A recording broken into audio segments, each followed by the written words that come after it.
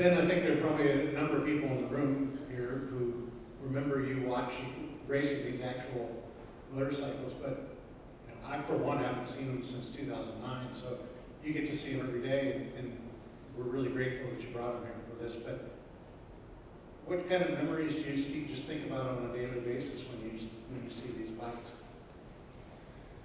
I mean, a whole lot of battling, you know, I mean, just hard days, fun days, you know, lots of good memories, but a lot of work. I mean, a lot of work. I mean, people just don't, and I probably trained a little bit too much or trained too hard when I was racing, but, you know, if there were 7 days of training, you know, in a week, I was usually doing 20 hours of cardio a week, you know, so you're doing 4-hour rides and 10-mile runs every day, which is normal for you, and, you know, but you look and you see what it, you know, brings, so there's a lot of good memories, but a lot of work, a lot of hard work, for sure. That's good. Anybody else? I'll go one. Oh, good. Anthony Sansoda? Ben, I see the 09 here. Obviously, you rode a bunch of tracks you've never ridden, and you climbed a mountain that was, you know, one of the most incredible championships I think we've seen. And what was the biggest mountain you had to climb? Like, you showed up FP1, you go out. Was there a track that sticks out where you're like, whoa, okay, we've got a lot to hope here? You know, honestly, I think the thing that I don't think I struggled with it, but I think I noticed the most was, again, everything was so new and everything was so big that it was going by a million miles an hour. You're trying to do everything you can, but the one thing that stuck out to me was, you know, I'm out on the track and I'm battling Haga and Corser and Zaus and all the guys that you know, I was fans of, you know, growing up. I mean, Corser, I was at, you know, he rode Atlanta in 1992 or 3 when he was there. And, you know, then I'm racing the guy, and he kind of took his spot, really. Right. You know, he had my number, so I had to run 19. You know, we actually had that conversation. 41? No, 11. I mean, Oh, 11, yeah. Because Corser was 11 on the Oh, Corser, I'm thinking of Haga. Yeah, so that's why I ran 19 and all that stuff for that year. But I would say that's what I remember the most. I mean, it was a really good year, a lot of special things happening, but being able to race, you know, my idols, you know, that close, that was pretty cool. Yeah. But you didn't shy away from it, though. I mean, you were fine with it. No, I mean, I tell Bayless all the time, we're pretty close, and I'm like, you ran away. You didn't want to race me, you know, just because that's the one guy that I wanted to race and I didn't get to race. Really? You know, I got to race Valentino and everybody else and Colin, but Bayless would have been the one I would have squared up with on the Superbike. I wanted to race him, and it would have been good, but, you know, we never got to. Do you know, so I'm pretty sure Laguna Seca is like a T-Rex to you. What does Barber look like to you? Is it, I don't know, what is it? Was it a crab? Oh, I don't remember the That's name. an old, do you guys know what we're talking about? I think it was a crab. I think it looks like a squid, honestly. He did a video once where Maybe that's why I Like a little went head. faster. I never figured it out. what was it a Yamaha video? Or was Yeah, it was a Bob Star video. Yeah, Bob Star. So they had me like cut these tracks in styrofoam with my fingers. I don't know what it's called, but it's like you're making a track, just like a model of it, basically. And I couldn't even do it. The people that did the video production, they were the ones that etched everything out, and then I just held it up, and it would be the same symmetry as the track. And people were like, "Oh, what does this look like?" And it's like, "Oh, a T-Rex or whatever." Was that real? Did you say that? I said it, but it wasn't what I really thought. Okay. But the problem, it wasn't scripted, is what I meant. But the problem was, is I go to Japan and Malaysia, and I've got people 500 T-Rex keychains that they're giving me, and I've got bags of all this shit. And I'm like, yeah, I mean, but it's weird. Like people from other countries, they didn't know it was a spoof video. So I mean, the amount of keychains, I have so many T-Rex keychains, it's insane. That's so cool. But it does look like a T-Rex. Yeah, it is. The other It's thing. a T-Rex going roar. You have to say That, exactly, yeah, with the mouth open, that's Yeah. right. The other thing, just to mention that for a minute, the Mancation, he and Colin Edwards did the video, and the thing I remember more than anything, and I don't think I can do it, but when Colin is going man, that feels good. What was he doing? I mean, He was making fun of me stretching, because I stretch, I do kind of, you do it too, how you bend all the way down, like in a catcher.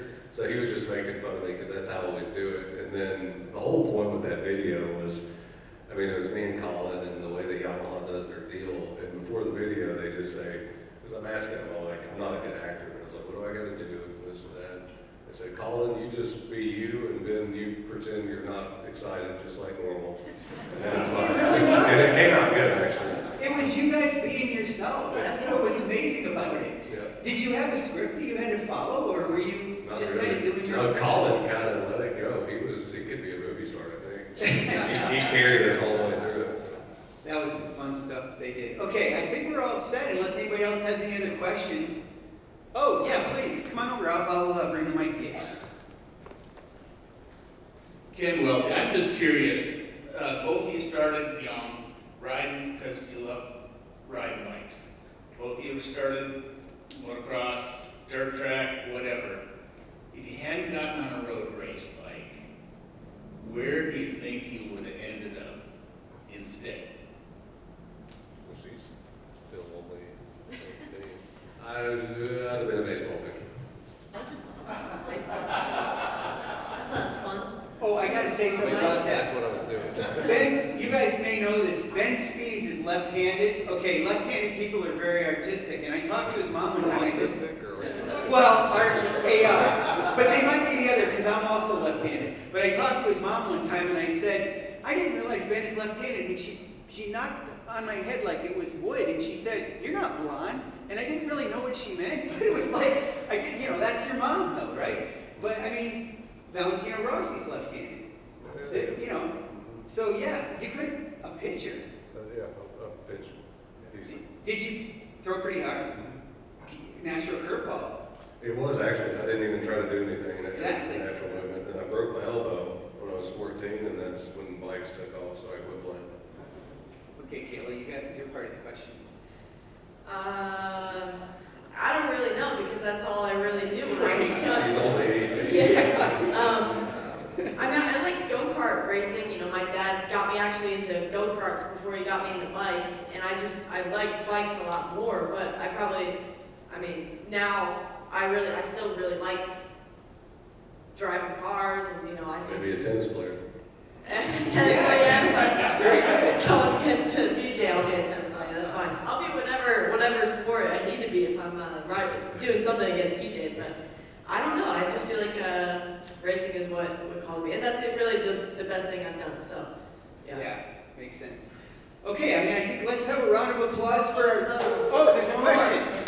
Okay, I'm not Layla. Layla, you're live. You're Layla. Okay, wait. I think you guys all look like sisters. But I know you. Okay, go ahead. I have a question for Kayla. What is your dream? my dream. Ooh, that's a good question. Kayla, this is a question from Layla to Kayla. Layla to Just Kayla, wanna there put you that go. out. So, I would say, well, in racing, my dream is to do what he did and to go over and race the World Superbike and try to do well there. Obviously, if any other opportunity comes up after that, if things go well, then you can't really pass up on those. But outside of that, I would say I like to travel a lot. So I would travel all over the world, and I think racing can get you to do that stuff too. So I can kind of do 2 for 1. That's good. Okay. Anybody else? Well, Ben is our Grand Marshal for this weekend, so it's 50 years of Superbike racing, and don't let anybody anywhere else in the world tell you that Superbike racing was not invented in America, because it was in 1976. The World Superbike Championship didn't start until 1988, so when you think of a Superbike, that is a genuinely American thing that started here. Like I said, 1976 at Daytona. Reg Pridmore and Steve McLaughlin on BMW Airhead bikes, horizontally opposed R90Ss. And Ben is part of that as a 3-time champion, and we're celebrating him here. He's got the 2 bikes and everything. We're going to be signing autographs. He'll be around. And Kayla's got some stuff to sign here too. So anyway, let's give him a round of applause.